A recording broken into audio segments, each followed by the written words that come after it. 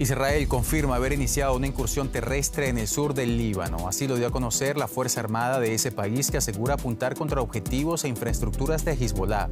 Por lo pronto, según el ejército, el operativo se desarrolla de forma limitada y localizada en aldeas cercanas a la frontera entre ambos países. Hay detonaciones también en Beirut, la capital. Las autoridades confirman al menos la muerte de 6 personas. Así comenzamos esta nueva edición de DW Noticias en vivo desde Berlín. Titulares. Hezbollah, considerada organización terrorista por parte de la comunidad internacional, asegura estar lista para nuevos enfrentamientos. El grupo afirma que su jerarquía se mantiene intacta pese a los ataques de los últimos días. También en México, el presidente Andrés Manuel López Obrador deja el gobierno tras 6 años en el poder. Este martes, Claudia Sheinbaum asumirá la presidencia de la República para convertirse en la primera mujer en llegar al cargo en la historia del país. Pero ¿cuál es el legado de AMLO?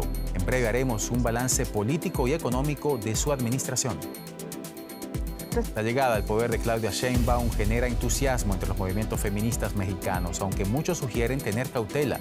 Y es que durante su gestión como jefa del gobierno de la capital, impulsó políticas de protección a las mujeres, pero también fue criticada por la represión de manifestaciones feministas. Quédese y se lo contamos.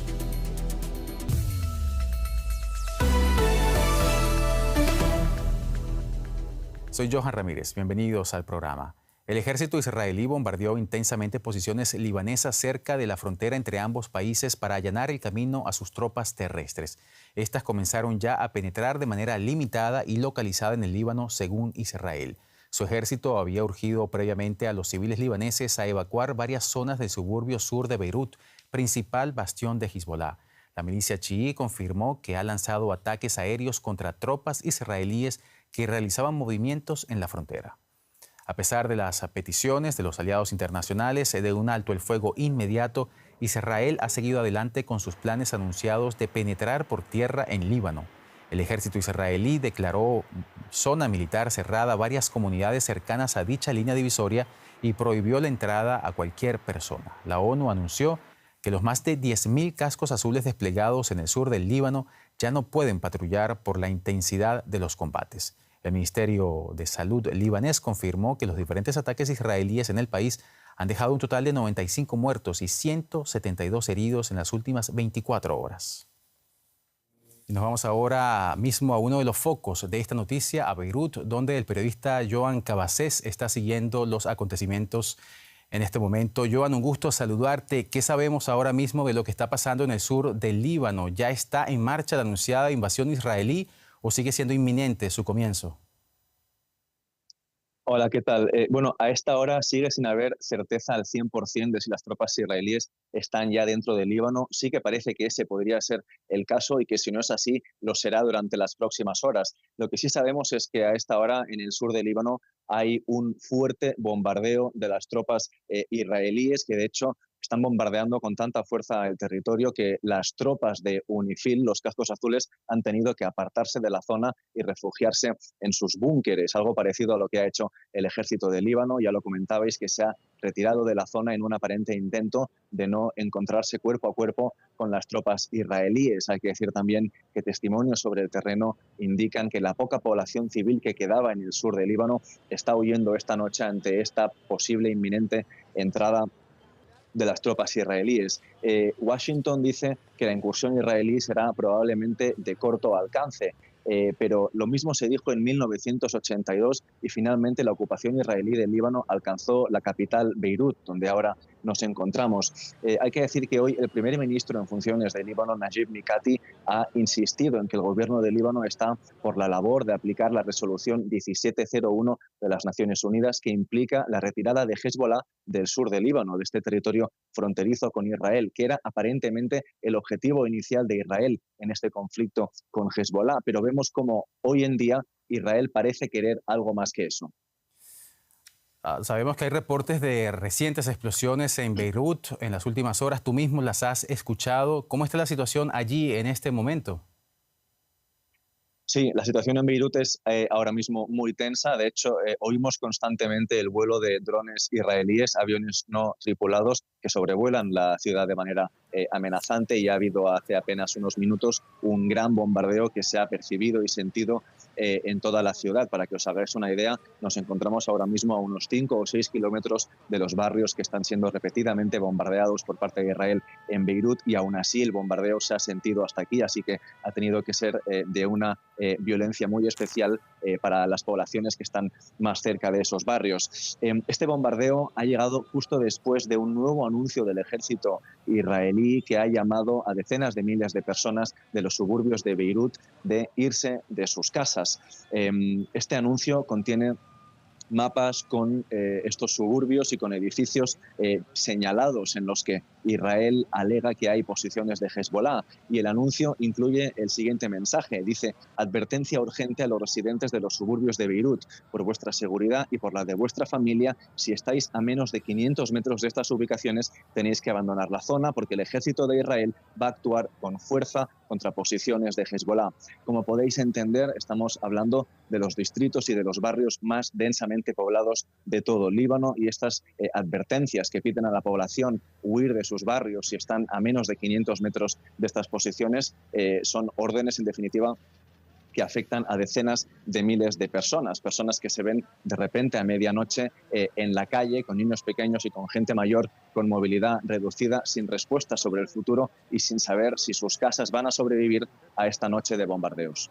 Bombardeos en Beirut en una noche que promete ser larga para el Líbano. Lo conversábamos con Joan Cabasés desde Beirut. Muchas gracias, Joan, y hasta la próxima. A vosotros. Y a todas estas, Hezbollah parece tambalearse tras la muerte de su líder hace apenas unos días, aunque asegura que está lista para responder a la incursión israelí en territorio libanés. Así lo asegura Naim Qassem, que dirige provisionalmente la milicia chiita libanesa después de que su jefe, Hassan Nasrallah, fuera eliminado por un ataque israelí. El grupo militante, fundado en la década de 1980, lleva intercambiando disparos con su vecino del sur desde los atentados terroristas del pasado 7 de octubre realizados por su aliado palestino Hamás. Pero ¿hasta qué punto han debilitado estos golpes más recientes a Hezbollah, considerada organización terrorista por múltiples países? ¿Y qué respuestas podría guardarse aún bajo la manga? Se lo contamos en el siguiente informe. Luego de que el líder de Hezbollah durante más de 30 años cayera abatido en un ataque de precisión israelí, el conflicto entró en otro nivel. La muerte de Hassan Nasrallah el 27 de septiembre, junto con la de otros altos mandos, ha alterado enormemente la cadena de mando de la milicia. Pero Hezbollah ha actuado con rapidez para reemplazar a sus líderes. Se calcula que aún cuenta con entre 40.000 y 50.000 combatientes y reservistas. En 2021, Nasrallah habló de 100.000. Si la cifra fuera cierta, Hezbollah tendría más soldados que el ejército libanés. Sus comunicaciones también sufrieron un duro golpe tras ataques contra sus dispositivos localizadores. Se calcula que han matado y mutilado a más de 1.000 combatientes. Pero fuentes anónimas cercanas a Hezbollah dijeron a la agencia de noticias Reuters que muchos combatientes usaban modelos de localizadores más antiguos y no se vieron afectados por las explosiones. Según estas fuentes, la red telefónica fija del grupo sigue funcionando. Hezbollah cuenta con amplios recursos. Según Estados Unidos, Irán, su principal patrocinador, le entrega cientos de millones de dólares en armas y entrenamiento cada año. Irán podría involucrarse organizando sus propios ataques o llamando a las milicias aliadas en Yemen, Siria e Irak a emprender acciones contra Israel y sus aliados.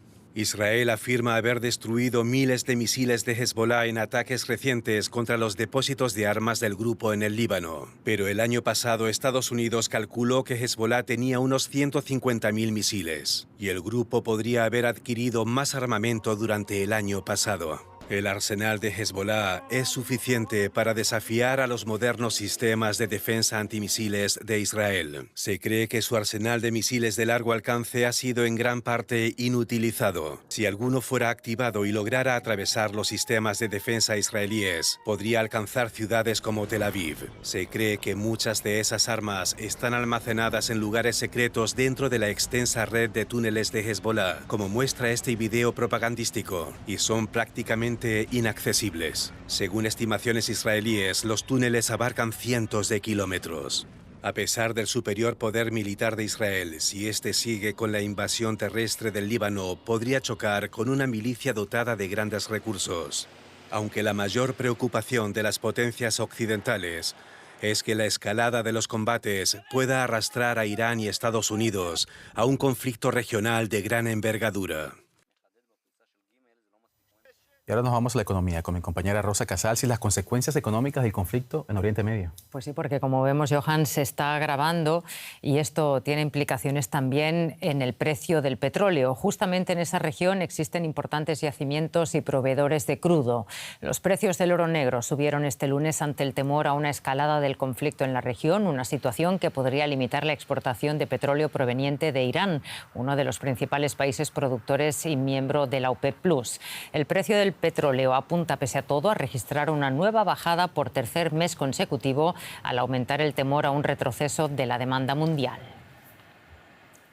Este lunes se cierra un capítulo en la historia de México. Es el último día en el cargo del mandatario Andrés Manuel López Obrador, quien empleó la última mañanera, su habitual conferencia de prensa matutina, antes de dejar la presidencia, para enumerar los principales logros económicos de su legislatura.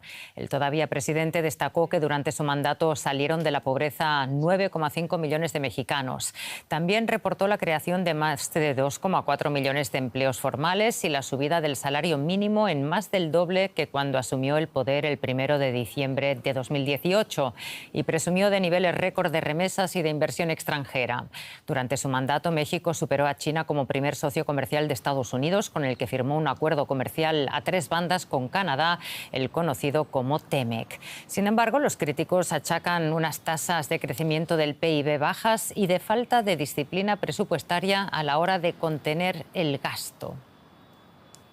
Bueno, para López Obrador el balance económico de su gestión parece muy positivo, pero ¿cómo lo valoran los expertos allá en México? Tenemos la ocasión de preguntar a James Salazar, subdirector de análisis económico en Cibanco. James, muchas gracias por acompañarnos.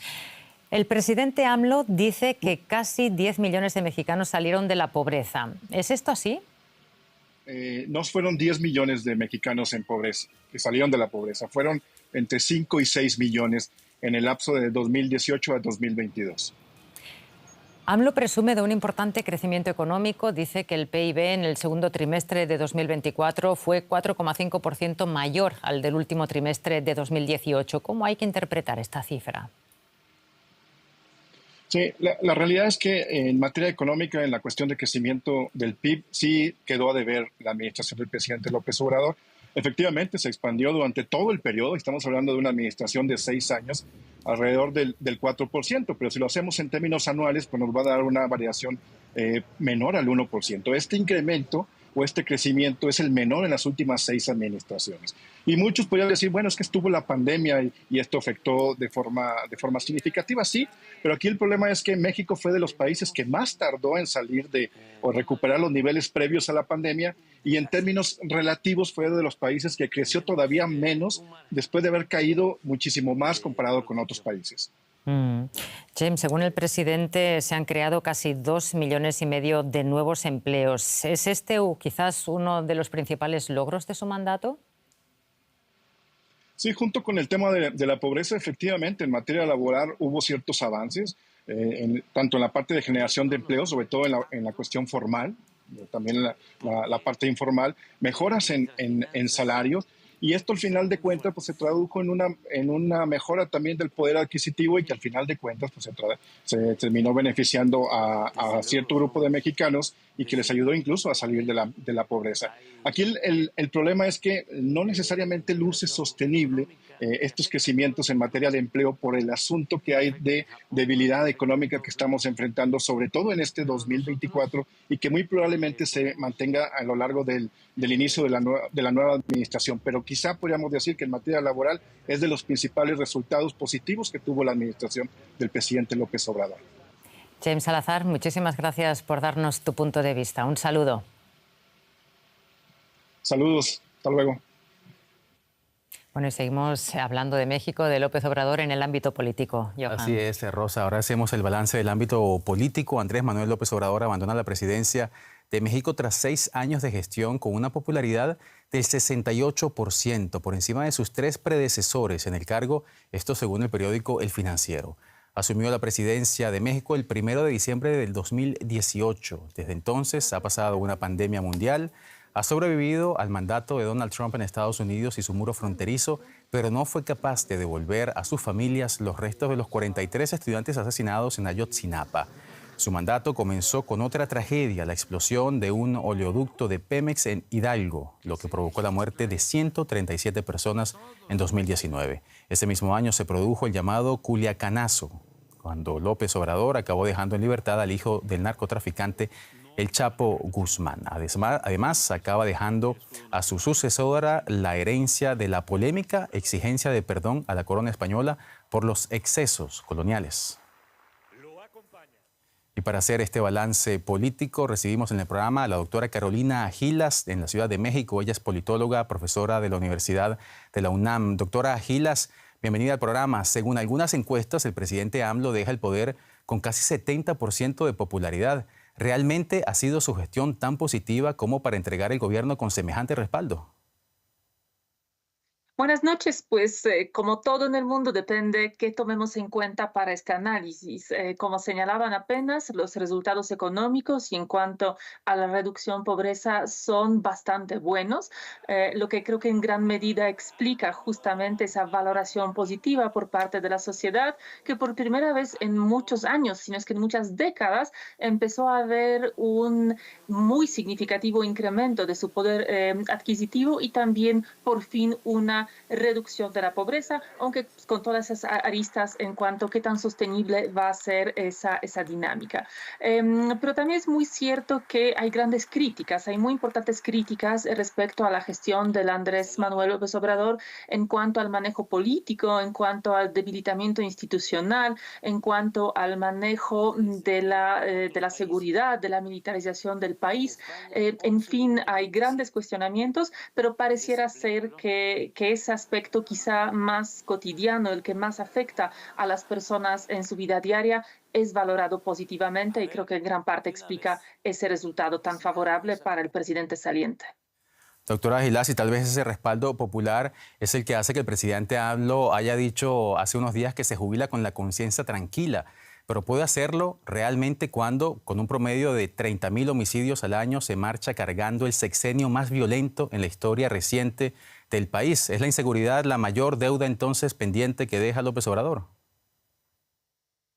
Me parece que sí, definitivamente es de sus más grandes deudas. No ha cumplido para empezar con la promesa de campaña que ha sido regresar el ejército a los cuarteles. Al contrario, su sexenio ha sido marcado por una paulatina militarización del país, por el otorgamiento a las Fuerzas Armadas de facultades que pertenecen tradicionalmente al gobierno civil, como el manejo de aeropuertos, manejo de las aduanas, como pues ciertas empresas como aerolíneas, y pues otra serie de elementos, y que cierra ahora este mes justamente con la aprobación de la reforma constitucional que ya de manera formal militariza el mando de la Guardia Nacional. Los resultados de esa política pues, son justamente los que señalas, el sexenio más violento, a pesar de que el presidente suele alegar otros datos y pues matizar o interpretar de distintas maneras. Me parece que los datos son pues absolutamente claros y marcan un fracaso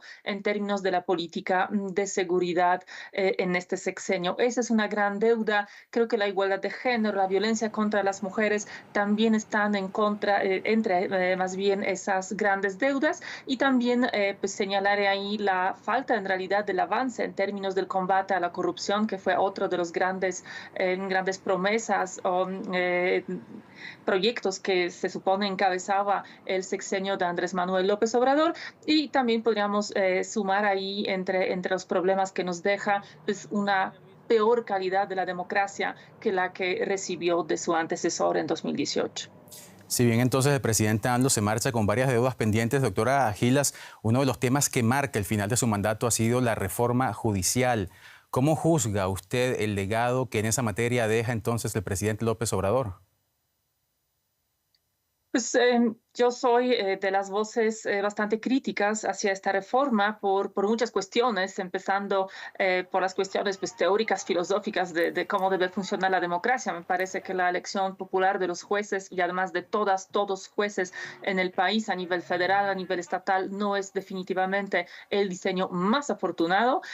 Muchas interpretaciones señalan que esa decisión la toma el presidente desde pues, una especie de encono en contra del Poder Judicial, que en diferentes momentos del sexenio ha frenado varias de sus políticas. Ha frenado pues, su famoso plan B de una reforma electoral muy profunda, ha frenado en su momento justamente el paso de la Guardia Nacional a la Sedena, a la Secretaría de Defensa Nacional.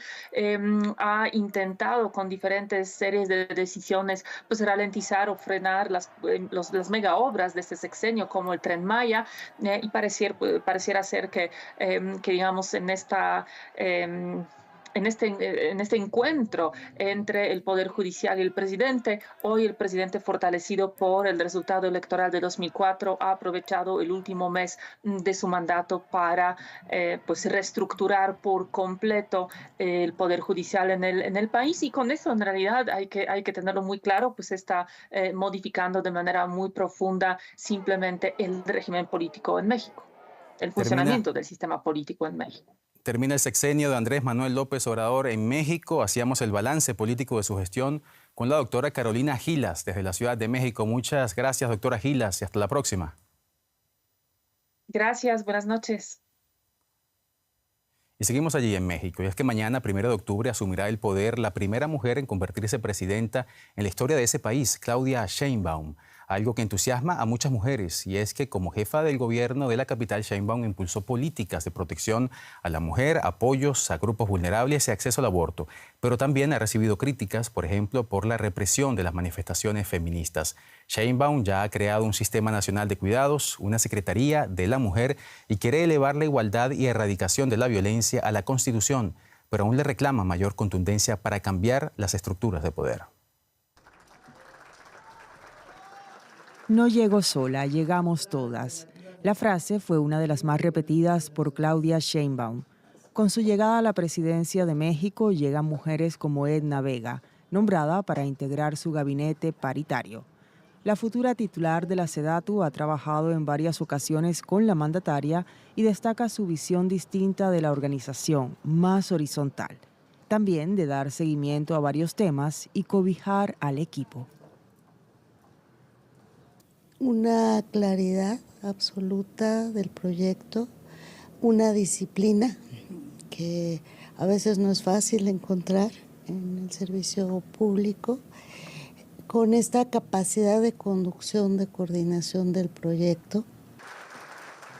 Como jefa de la Ciudad de México, Sheinbaum impulsó políticas para proteger a la mujer, programas de apoyo a grupos vulnerables y el acceso al aborto.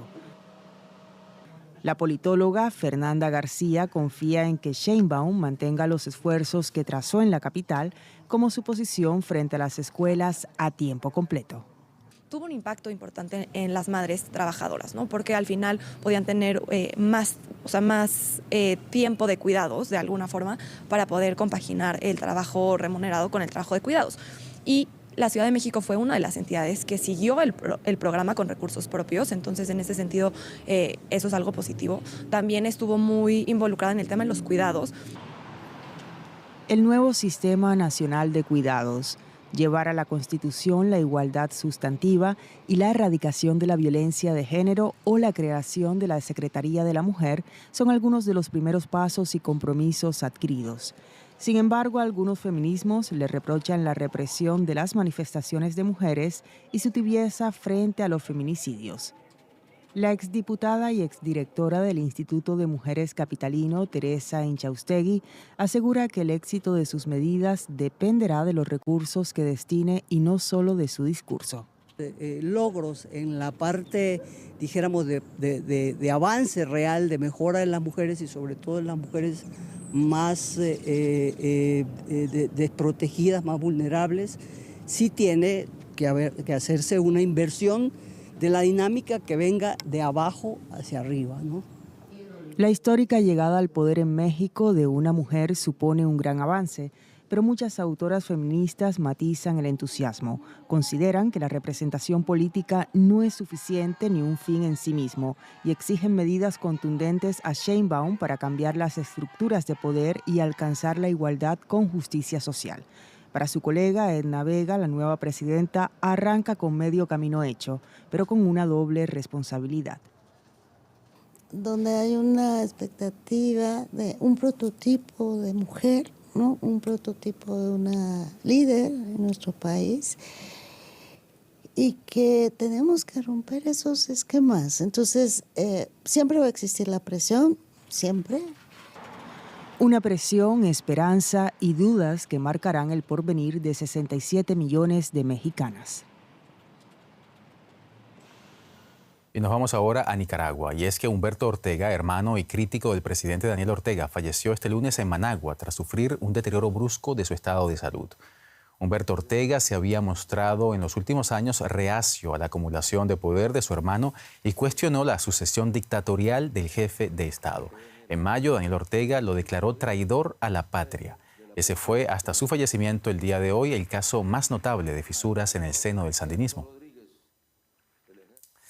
Y en Venezuela, la líder opositora María Corina Machado recibió este lunes el premio Václav Havel de Derechos Humanos, otorgado anualmente por la Asamblea Parlamentaria del Consejo de Europa, esto en reconocimiento a la campaña que está llevando a cabo en su país.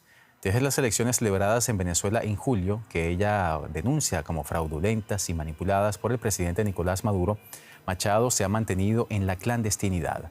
Maduro, quien actualmente se encuentra en su segundo mandato de 6 años, es impugnado por la oposición y gran parte de la comunidad internacional.